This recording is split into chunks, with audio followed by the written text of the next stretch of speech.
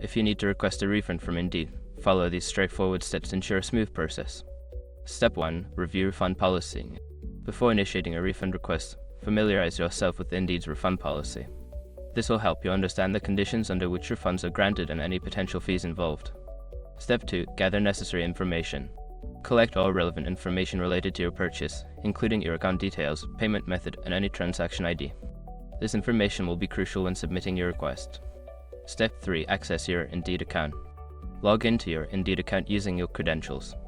Navigate to the section where you can manage your purchases or subscriptions, as this is where you will find options related to refunds. Step 4. Submit a refund request. Locate the refund request option and fill out the necessary form. Be sure to provide all required details and clearly explain the reason for your refund request.